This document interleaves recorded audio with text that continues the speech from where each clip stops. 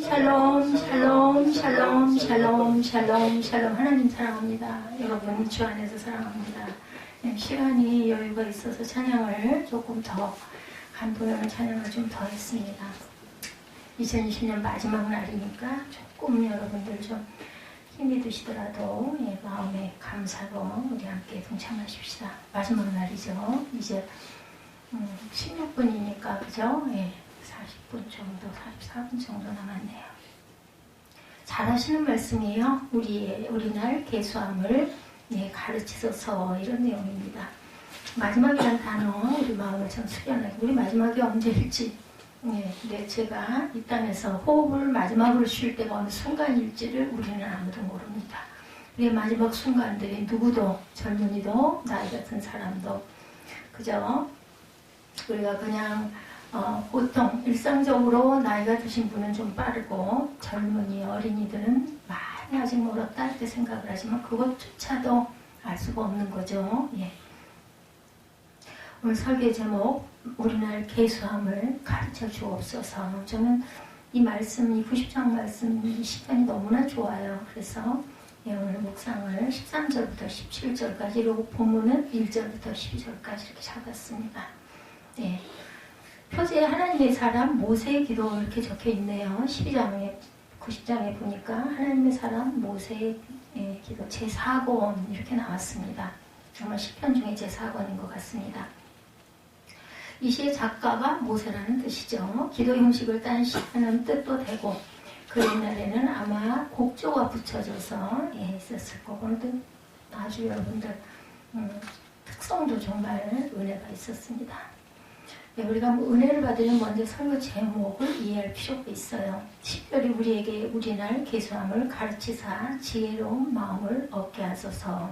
쉬운 성경에 보니까 우리의 인생이 얼마나 짧은지 깨닫게 하여 주소서, 이런 뜻을 갖고 있습니다.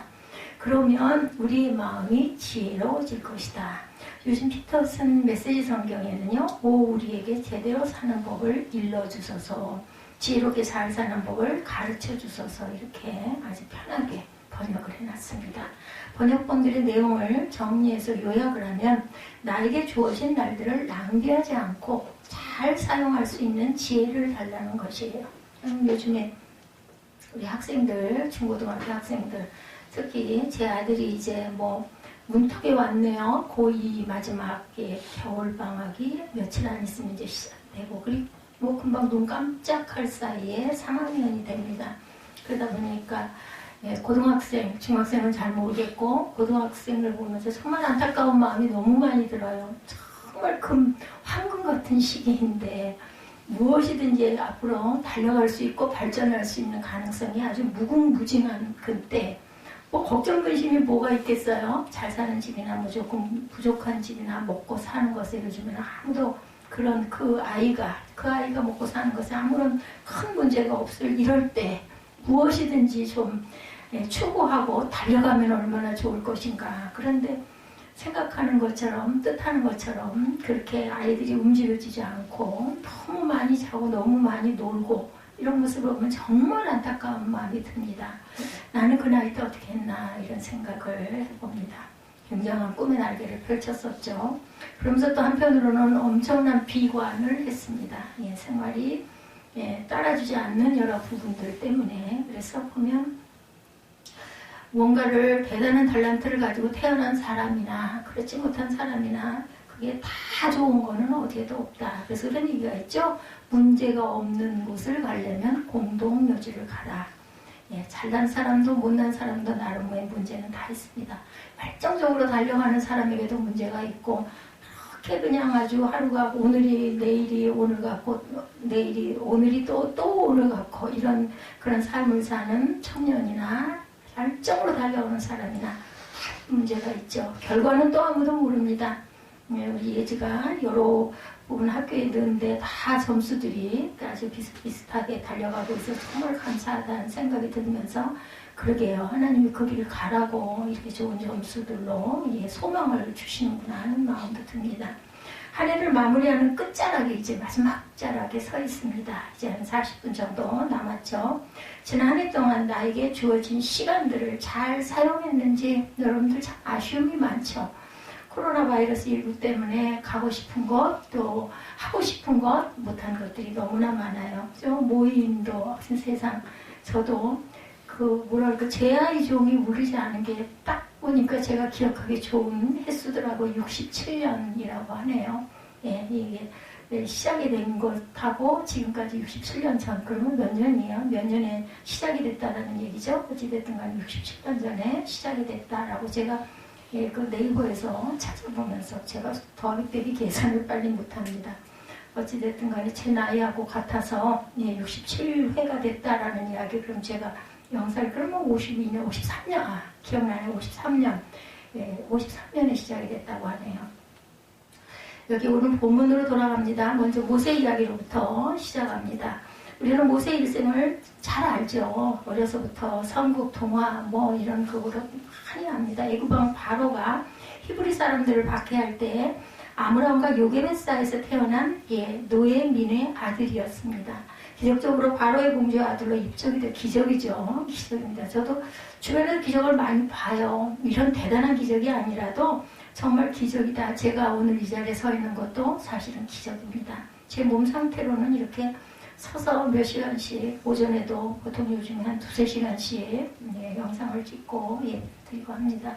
그러고 나면 지금도 좀 목소리가 좀 많이 가고, 오늘 보니까 섭취한 게 많지가 않아서 그런지 이유는 모르겠는데 가슴이 이게 좀 이렇게 바로 제대로 뛰질 않고 많이 놀란 사람처럼 우둔우둔 이런 현상이 지금 제가 자꾸 들어가지고, 그런데 정말 서 있을 수 없는 걸 서 있게 하시고, 또 마음은 누구보다도 부유하고 풍요한 마음이 일상을 주신 걸 참 하나님의 은혜예요. 어떻게 제가 이런 마음 상태가, 누가 그런 얘기 하더라고요. 목사님을 뵈면 하나도 염려, 근심, 걱정, 고민 이런 게 하나도 없는 분같이 보인다고. 하나님의 은혜입니다. 저는 대답할 말이 그 말밖에 없어요. 그리고 정말로 감사합니다. 2020년 2019년도 그렇고 20년도 그렇고 정말 제가 가진 것 아무것도 없고 먹을 것도 아무것도 없고, 오늘도 좀 정전 저고리를 찾느라고 어저께 가가지고 옷방에 가서 헤매다가 결국은 못 찾았어요. 그리고는 포기를 해버렸어. 찾는 게 너무나 힘들어가지고 어쩔 수가 없다. 그냥 내 나름 단정하게 입을 수밖에 없겠구나. 그 저고리는 그나마 조금 좀 나아서 입을 수 있을 것 같아서 열심히 찾다가 못 찾았습니다. 우리가 할 수 있는 게 없더라고요. 보니까 열심히 뭔가를 막 추구하고 달려간 사람이나 그렇지 못한 사람이나 결과선에 가서 보면은 하나님이 보시기에는 다 그 녀석이 그 녀석이다. 그래서 대단한 걸 이뤘다고 한다 하더라도 제일 중요한 건 우리 마음밭의 문제이고 겸손이 가장 중요하다는 마음이 들어요.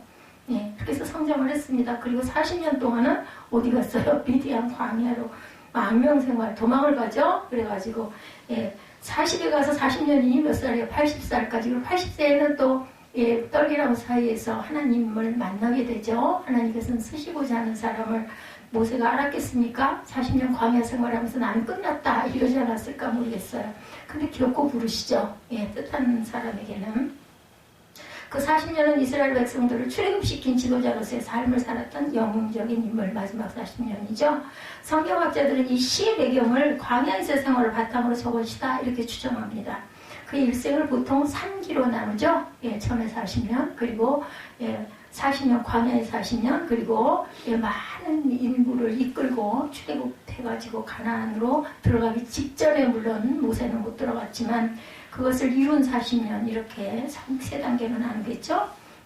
애굽의 왕자로 특별한 대접과 교육을 받았습니다. 40년 동안은 왕자로서의 교양과 지식, 무술과 리더십, 정치와 제왕학 등 왕자로서의 교육을 아주 철저하게 받았어요. 그러나 히브리 민족의 피가 흐르고 있었어요. 그죠? 동족들이 다툼을 말리려다 애굽 병사를 살려, 모세가 아주 성격이 상당했던 것 같아요.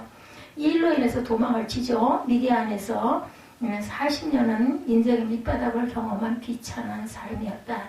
그래도 보면은 제사장이 이드로의 사위가 되죠. 그 기간 동안 그는 철저하게 낮아지고 섬기는 법을 배웁니다. 이게 광야에서 이렇게 해서 하나님이 훈련을 시키신 거예요. 사실은 80세 노인이 되었을 때 그는 볼품없는 미디안 광야의 목축업자였죠. 이때 하나님께서 그를 떨기나무 사이에서 부르십니다. 이후 40년 동안 하나님께서 모세를 이스라엘 백성의 구원자로 목자로 사용하시죠. 그리고 약속의 땅을 바라보는 가운데 그의 생을 마감하게 되죠. 남들보다도 좀 더 긴 세월을 살았지만 기가 막힌 삶을 살았어요. 누가 이 모세를 보고 아주 잘 살았다, 아주 편안하게 살았다라고 말하는 사람은 아무도 없습니다. 그의 시 가운데 그런 흔적들이 묻어나고 있죠. 그렇게 그가 지은 이 시편 90편이 우리의 관심을 더욱 사로잡게 되기도 합니다. 그는 이 시를 통해서 우리에게 어떤 메시지를 전해주고 있는지 우리 함께 살펴보도록 합니다. 여호와 하나님만이 진정한 안식처가 되심을 그 모세가 고백하죠. 1절에 주여 주는 대대에 우리의 거처가 되셨나이다. 맞습니다. 주님이 우리의 거처예요. 하나님이 안 계시면 우리는 아무것도 아닙니다. 그렇죠? 네. 모세의 조상 야곱이 처음 애굽으로 이주해 왔을 때 바로왕이 야곱에게 나이를 물었을 때 대답하죠. 창세기 47장 9절 말씀이죠. 야곱이 바로에게 아뢰되 내 나그네 길의 세월이 몇 년? 130년이 나이다. 내 나이가 얼마 못 되니 우리 조상의 나그네 길의 연주에 미치지 못하나 뭐라 그래요? 험악한 세월을 살아 보내었나이다 라고 고백합니다. 130년의 세월을 살았지만 그는 여전히 나그네였습니다. 말년에 아들의 집을 안식처로 삼아 애굽으로 왔어요. 그죠? 네, 요셉이 국무총리가 돼서 그것도 역시 그의 영원한 안식처는 당연히 되지 못했죠. 결국 야곱은 그곳에서 죽었으나 그의 뼈는 가나안 땅에 묻힙니다.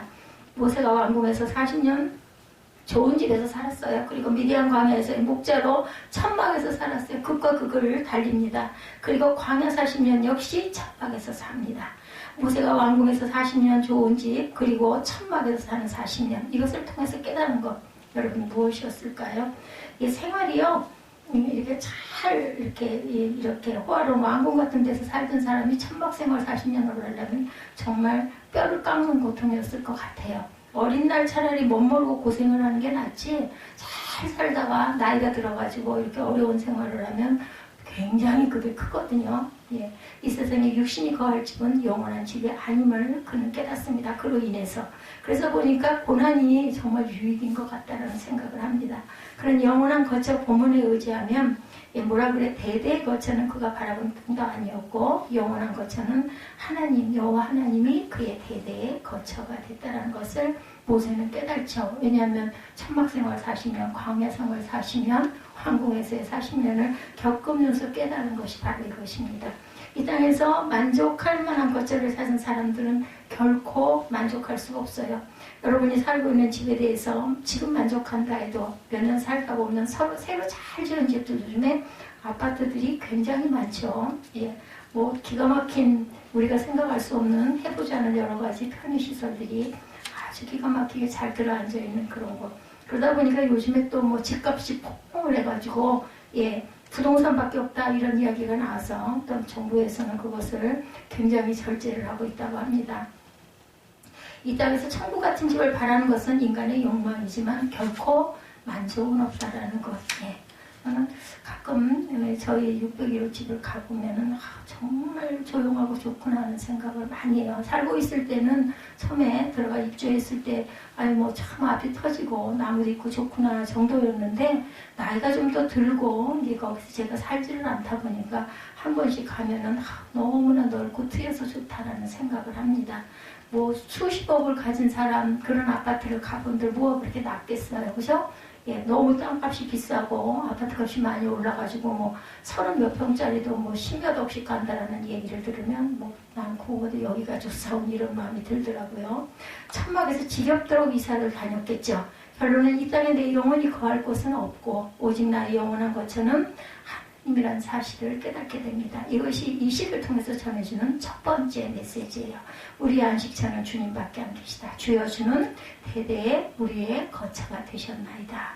산이 생기기 전 땅과 세계도 주께서 조성하시기 전 곧 영원부터 영원까지 주는 하나님이십니다. 이렇게 고백을 합니다.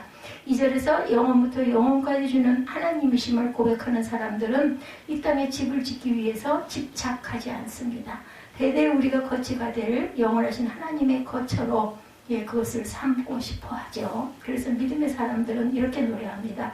고난 내 영혼 편히 쉴 곳과 풍랑 이뤄도 안전한 포구 폭풍까지도 다스리시는 주의 영원한 팔 의지에 우리 찬양 참 많이 하죠. 주의 영원한 팔을 의지합니다.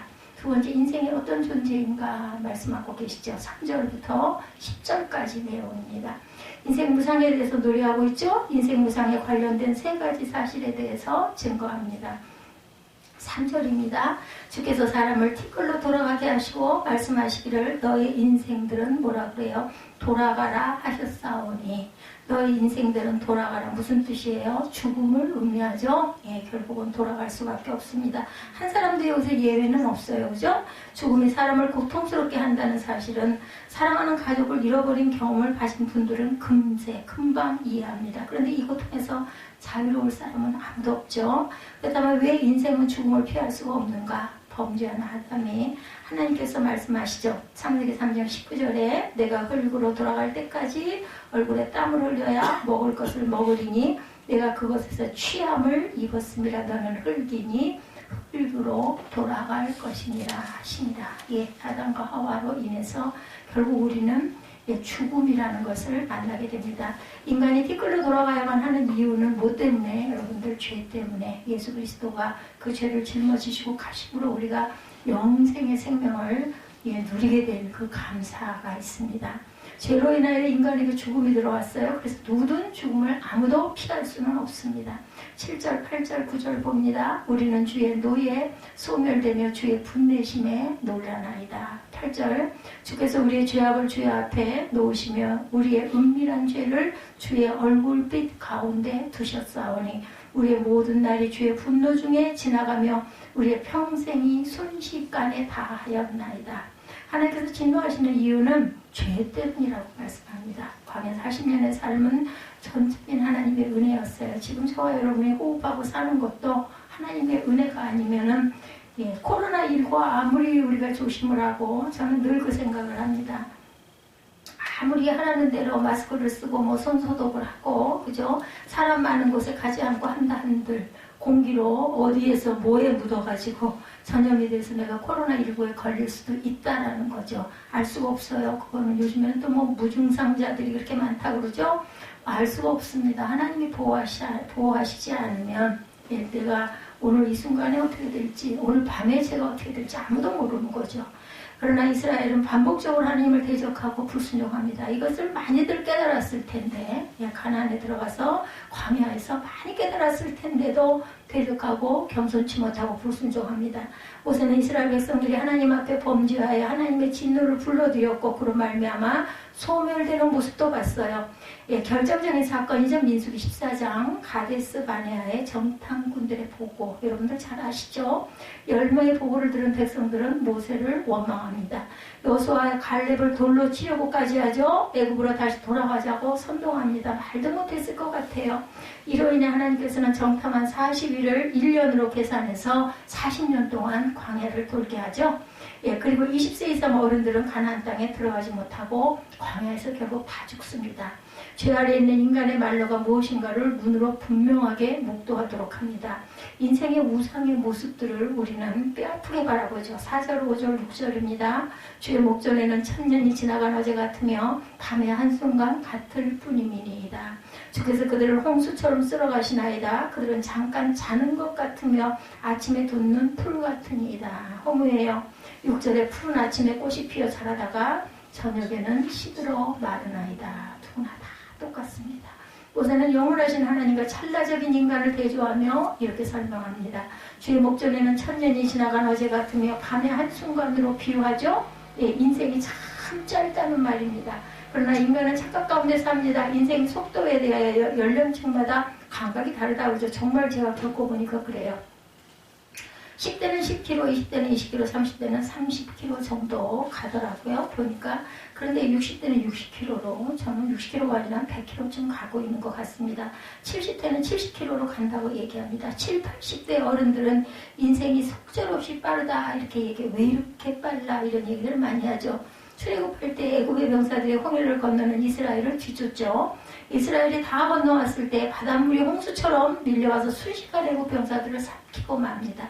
인도네시아에 쓰나미가 밀려왔을 때 그 거대한 파도에 휩쓸리는 사람들을 보면서 손을 쓸 수 없었다고 합니다. 인간이 얼마나 미약한 존재인가를 보여주는 사건들, 잠깐 자는 것 같고 아침에 풀이 돋고 꽃이 피지만 저녁에는 반드시 시들어요. 보면. 그래서 인생 무상의 결과, 10절이죠. 우리의 연수가 70이요 강건하면 80이라도 그 연수의 자랑은 수고와 슬픔뿐이요 신속히 가니 우리가 날아가나이다. 나는 이 말씀이 정말 옳은 말씀이라고 생각합니다. 은퇴하신 목사님들이 하시는 말씀, 들은 적이 있습니다. 은퇴하니까 더 바쁘다 이런 얘기들을 많이 하시더라고요. 좋은 현상이죠. 무엇이 그렇게 바쁘냐고 옆에 계신 목사님이 물어보니까 일주일에 보통 2, 3일은 병원을 출근하듯이 한다는 거예요. 긴장이 풀려서 그런지 몸이 여기저기 고장을 한 곳이 많다. 목회하는 목사님들이 대개는 보면은 몸을 혹사하는 경우가 많으시죠. 70년 동안 사용했으니 몸에 탈이 날 만도 하고 잘 관리한 분은 80년까지 건강을 유지하기도 하시는데 그러다 어느 날 갑자기 넘어져서 골절을 당해 눕기도 하고 치매가 오기도 하고 제가 요즘날 여러분들 눈치채셨죠? 주일날이었던 것 같아요. 축도하는데 생각이 안 나요. 아주 하얘져요. 그래서 제가 이거 성부, 성자, 성령을 적어놔야 되겠다. 성자, 성부, 성령 이렇게 적어놔야겠다. 얼른 해가지고 축도를 해야 되는데 이게 깜빡 사도신경 하다가 깜빡 딴 생각 잠깐 들어오면 놓치게 되더라고요. 이렇게 문제는 이렇게 됩니다. 치매가 온다라는 거. 그리고 제가 무언가를 어디다 뒀는데 어디다 뒀는지 절대로 모르겠는 거.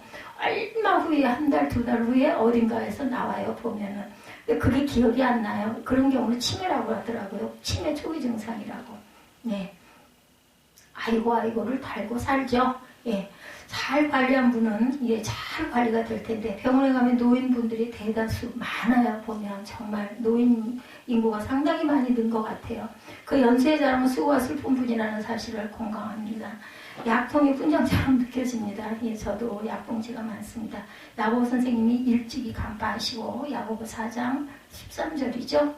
들으라 너희 중에 말하기를 오늘이나 내일이나 우리가 어떤 도시에 가서 거기서 1년을 머물며 장사하여 이익을 보리라 하는 자들아 이렇게 얘기합니다. 내일 일을 너희가 알지 못하는도다. 너희 생명이 무엇이냐 너희는 잠깐 보이다가 없어지는 안개니라. 여러분들 차 운전하고 가다가 새벽 같을 때 안개 만나보시죠? 정말 무서워요. 안개처럼 무서운 게 없는 거 저도 지금 기억이 납니다. 앞이 하나도 안 보이고 방향을 잃어버리고 길을 잃어버리고 헤매고 진땀이 버석버석 나더라고요. 어디 가서 부딪힐지 알 수가 없고 길이 안 보이니까 이래요. 우리의 삶이 결국은 근데 그게 순식간에 거치면 어때요? 언제 그랬느냐 화나죠. 평상시에는 나이를 잃고 부지런히 열심히 사는 것이 좋죠. 일도 하고 공부도 하고 텃밭도 가꾸고 교회 봉사도 하고 그러나 이렇게 바뀌는 때가 되면 내 모습을 돌아보는 시간 여러분 필요합니다. 오늘 조금 제가 천천히 가죠. 시간을 보면서 천천히 갑니다. 성경 말씀에 비추어 자신을 돌아보면 유익이 돼요. 그래서 묵상이 정말 좋구나. 저는 우리 그 주일 예배 때 예배 다 끝나고 식사하고 나서 성경을 읽으면서 기도를 하자고 하면서부터 그런 부분이 생겼어요. 깨달아지는 것들 아주 뭐랄까 깊이 읽게 되죠. 기도해야 되는 부분이 있다 보니까 그냥 입으로 그냥 읽으면 별 소용이 없습니다. 욕망에 사로잡힌 인간들은 임박한 하나님의 진노를 깨닫지를 못하죠. 소돔과 고모라 성이 하나님의 진노의 심판을 받고 있는데도 롯의 아내는 그 도시에 미련이 남아 뒤를 돌아보다가 그만 아시죠? 소금기둥이 됩니다. 하나님의 심판을 10차례나 받고도 애굽의 바로 왕은 하나님이 그의 마음, 바로의 마음을 어떻게 했다고 그러세요? 완악하게 하셨다라고 얘기합니다. 그러니까 모든 일어난 일은 우연은 없습니다. 하나님이 만드시는 거죠. 누구까지도 사단까지도 하나님께서 조정을 하시죠. 그래서 그 사람의 마음을 완악하게 하죠. 자기 손 손아귀에 들여오고 뒤쫓아오다가 수장을 당하고 말죠. 모세는 지혜로운 사람이었습니다. 조상들의 삶의 모습을 기억하고 있었고 자기 동족 이스라엘의 광야 40년간의 삶을 통해 백성들을 완악함을 경험합니다. 그래서 탄식이 나오죠. 11절입니다. 누가 주의 노여움의 능력을 알며 누가 주의 진로의 두려움을 알리까. 나이가 들어가면 예수 믿기가 더 어려워진다고 그러죠. 자기만의 아성을 쌓아왔기 때문에 그거 정말 고쳐야 돼요. 죽음이 코앞에 닥쳐왔는데도 예수에 대해서 무관심한 사람들은 끝까지 이해가 안 가요. 저는.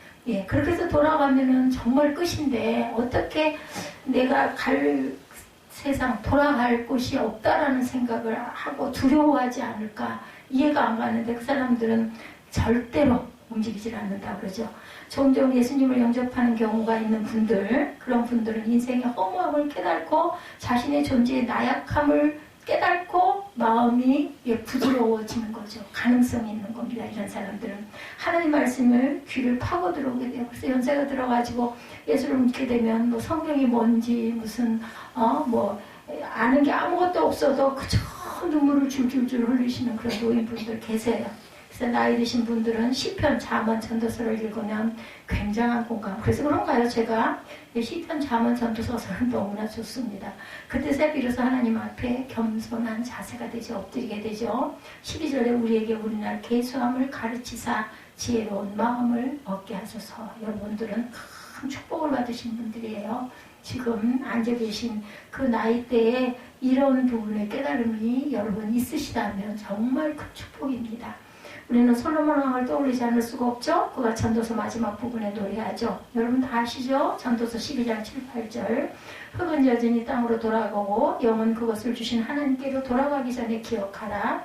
전도자가 이르되 뭐라고 말해요? 헛되고 헛되도다. 모든 것이 헛되도다. 여러분 다 아실 거예요. 피부에 바짝 다가오지는 않을 망정 봤다. 그렇게 생각하실 겁니다. 인간은 인생의 허물을 알아야 마음을 하나님께 붙이고 그분을 바라보게 됩니다. 그런 사람들이 여러분들 교만하겠습니까? 그죠? 너무 감사하기만 하고 잘 때도 감사하고 안 되면 그나마 이렇게라도 해주셔서 감사합니다. 이 감사가 나오지 않을까요? 전도서 12장 13절입니다. 이래 결국은 다 들었으니 하나님을 경외하고 그의 명령들을 지킬지어다. 이것이 모든 사람의 본분이니라. 하나님은 모든 행위와 모든 은밀한 일을 몰로 선악간에 심판하시리라. 성경의 인물을 평가할 때 솔로몬은 성공적인 인물로 대접받지를 못해요. 그런데 참 대단하다라는 생각은 듭니다.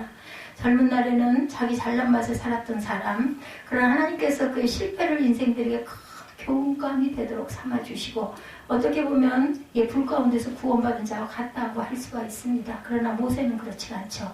우리나라 계수함을 가르쳐 주옵소서라고 기도하는 이유는 내게 주어진 삶을 헛되이 보내서는 안 되겠다는 결단이 섰기 때문이 아닐까요? 여러분들 실제로 모세는 그렇게 살았습니다. 히브리서 기자가 증거하죠. 히브리서 11장 24절에서 26절입니다. 믿음으로 모세는 장성하여 바로의 공주의 아들이라 칭함받기를 거절하고 도리어 하나님의 백성과 함께 고난받기를 잠시 죄악의 낙을 누리는 것보다 더 좋아하고 그리스도를 위하여 받은 수모를 애굽의 모든 보화보다 더 큰 재물로 여겼으니 이는 상 주심을 바라보니라. 하늘의 상을 바라보는 사람들은 내 것에 대한 집착이 당연히 없을 것 같아요. 욕심이 필요가 없죠. 먹을 것만 있으면 그저 일용할 양식이면 됩니다. 그래서 정말 주기도문이 귀하다는 생각을 저도 합니다. 마지막으로 모세의 시편이 우리에게 주는 결론적 메시지 여러분들 다 들으셔서 아시죠? 세 가지로 요약합니다. 하나님 없이 세상에서 인생이 도모하는 모든 것은 어떤 것이다. 헛된 것이다. 그리고 이 땅에서의 인생은 짧습니다. 프로야구 그 시즌에 우승한 팀들, 거기에 감독이었던 트레이 힐만 굉장히 신실한 크리스찬이라고 그래요. 그런 코칭 스태프들과 선수들에게 잔소리처럼 반복해 들려준 말이 있다고 합니다. 하루는 36,400초입니다. 매 순간을 소중하게 사용해야 합니다. 그는 지금 미국 프로야구 플로리다 멀린스의 일루 주루 코치로 일하고 있다고 하네요. 몇 초요? 36,400초. 저는 잊어버리겠지만 여러분들은 기억하시기 바랍니다. 바울은 역시 같은 말로 권면하죠. 에베소서 5장 15절입니다. 그런즉 너희가 어떻게 행할지를 자세히 주의하여 지혜 없는 자같이 하지 말고 오직 지혜 있는 자같이 하여 세월을 아끼라. 때가 악하니라. 그죠? 악한 때예요. 여러분들 10년 전하고 2020년 어떻습니까? 예, 악이 그냥 이 땅을 사로잡고 있죠? 뭐예요? 그죠? 예, 질병입니다. 질병도, 예, 악의 종류이죠. 그 중에 하나입니다. 참된 안식은 영원하신 하나님께 있다는 겁니다. 두 번째는, 네. 이 땅에서 만리장성을 쌓으려고 하는 짓은 모래 위에 집을 짓는 것과 같습니다. 지난 한 해 여러분의 믿음의 집을 어떻게 지으셨습니까? 아니, 아직 이제 1년이 다 가진 않았지만, 고린도전서 3장 10절입니다. 내게 주신 하나님의 은혜를 따라 내가 지혜로운 건축자와 같이 터를 닦아두네. 제가 목이 잠겨서 다른 이가 그 위에 세우나 그러나 각기 어떻게 그 위에 세울까를 조심할지니라. 11절입니다. 이 닦아둔 곳 외에 능히 다른 터를 닦아둘 자가 없으니 이 터는 곧 예수 그리스도시라. 아멘. 예수님이 계시지 않으면 우리 생명이 무한하지 못하고 유한하지 못하고 무한하고 끝났을 겁니다. 유한으로 끝났겠죠. 무한하지 못하고 교만과 탐욕을 버리고 하나님께 지혜를 구하라는 것이에요. 마지막 세 번째가 교만한 사람은 기도하지 않습니다. 자기 욕심대로 가려고 자꾸 애를 쓰고 만약에 그 욕심대로 되지 않으면 막 원망하죠. 불평하죠. 예, 욕심이 과한 사람도 기도하지 않습니다. 항상 분주 하나 얻은 것은 없습니다.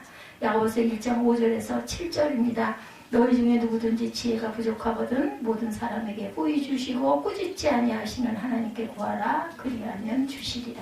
오직 믿음으로 구하고 조금도 의심하지 말라. 의심하는 자는 마치 바람에 밀려 요동하는 바다 물결 같으니 이런 사람은 무엇이든지 주께 얻기를 생각하지 말라. 두 마음을 품어 모든 일에 정함이 없는 자로다. 두 마음을 품으면 온전하게 될 수가 없어요. 여러분들 한 해를 마무리하면서 이제 14분 남았습니다. 모세의 겸손함을 기억하시기 바랍니다. 우리나라 개수함을 가르치소서. 내가 앞서면 우리는 내년 이맘때 또 후퇴하게 되겠죠. 그러나 우리를 사랑하실 때 끝까지 사랑하신 그 사랑의 주님을 의지하면 내게 능력 주시는 자 안에서 내가 모든 것을 할 수 있는 축복이 여러분들에게 임할 줄 믿습니다. 우리의 인도자, 우리의 구원자 되신 그리스도 주님의 이름으로 구하시기 바랍니다. 그리고 의심하지 마시고 기도하시기 바랍니다. 금일에 풍성하신 하나님께서 우리의 삶을 결코 헛되지 않고 복된 삶을 살게 해 주시리라고 저는 굳게 믿습니다. 우리나라 개수함을 가르쳐 주옵소서.